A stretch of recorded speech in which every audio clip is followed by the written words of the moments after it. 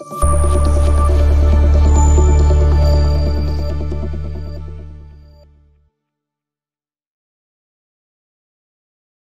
Hello guys, আসসালামু আলাইকুম। Agro take বিডির পক্ষ থেকে আপনাদেরকে জানাচ্ছি শুভেচ্ছা ও অভিনন্দন। আপনি যদি আমার চ্যানেলে নতুন হয়ে থাকেন তাহলে অবশ্যই চ্যানেলটি সাবস্ক্রাইব করুন, কারণ আজকের ভিডিওটা হতে যাচ্ছে অতিরিক্ত ইন্টারেস্টিং। আপনি অবশ্যই থাম্বনেলটা দেখে এসেছেন। আমি আলোচনা করতে যাচ্ছি যে ধানে পিজিআর ব্যবহার কেন করব আর কোন পিজিআরটা ধানের জন্য উপযুক্ত।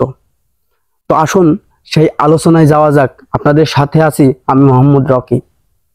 তো ধানে পিজিআর ব্যবহার করার আগে আমি যে কথাটা বলবো সেটা সবারই জানার প্রয়োজন, কারণ এই পিজিআর অর্থটা কি।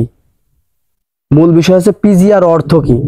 পিজিআর এটা তো কোনো নাম হতে পারে না, এর একটা মূল অর্থ আছে।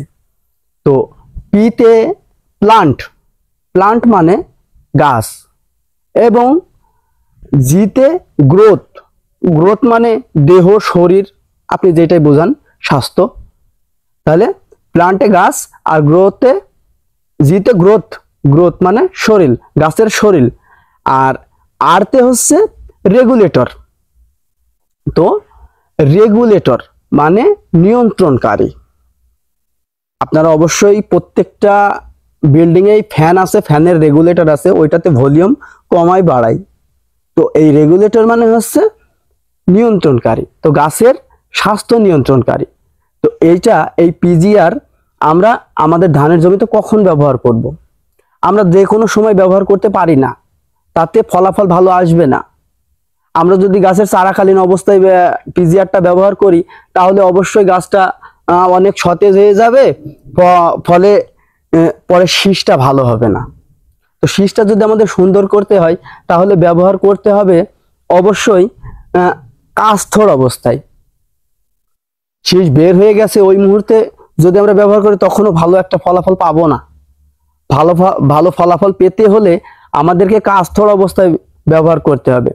যদি কাস্থর অবস্থায় ব্যবহার করি তাহলে গাছের গ্রোথ এবং গাছ থেকে শীষের গ্রোথটা অনেক ভালো হবে, শীষটা অনেক লম্বা হবে, ধানগুলো পরিপক্ক হবে, পুষ্ট হবে, সিটা কম হবে।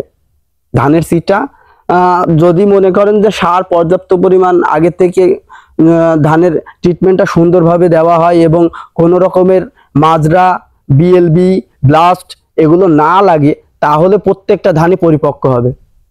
পিজিআর আমাদেরকে ফলন বৃদ্ধিতে অনেক সহায়তা করে।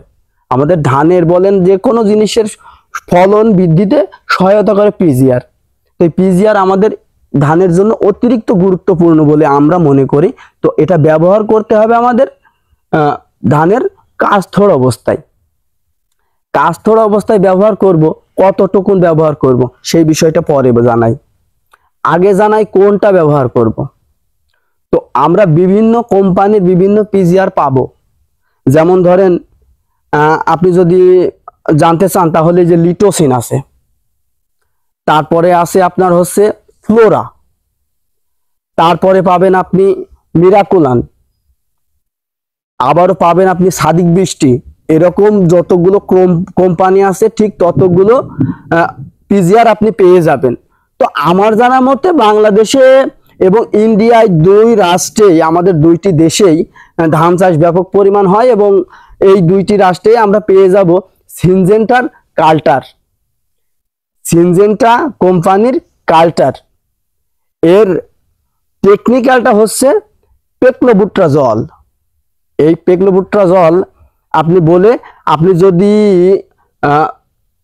আমাদের দেশে, বাংলাদেশে, ইন্ডিয়াতে সচ্ছলভাবে পেয়ে যাবেন কাল্টারটা, এবং বাংলাদেশে যদি কাল্টারটা ম্যানেজ করা কষ্ট হয় তাহলে আপনি কীটনাশকের ঘরে গিয়ে বলবেন যে আমার একটা পেক্লোবুট্রাজল দেন। এই পেক্লোবুট্রাজল আপনি নিয়ে এসে আপনি প্রতি লিটারে 1 গ্রাম হারে ব্যবহার করবেন।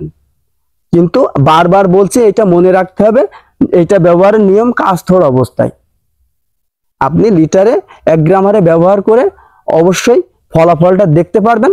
এবং আমার কথাবার্তা যদি আপনার ভালো লাগে অবশ্যই একটা লাইক করবেন। আর অন্যান্য বিষয়ে ধানের যে কোনো ব্যাপারে যদি আপনি জানতে চান অবশ্যই একটা কমেন্ট করবেন। আর আমার কথাবার্তায় যদি কোনো ভুল ত্রুটি হয়ে থাকে অবশ্যই কমেন্টে বলে যাবেন, আমি সংশোধন করে নেব। এবং চ্যানেলটি সাবস্ক্রাইব করতে ভুলবেন না। সবার সুস্বাস্থ্য কামনা করছি। আল্লাহ হাফিজ।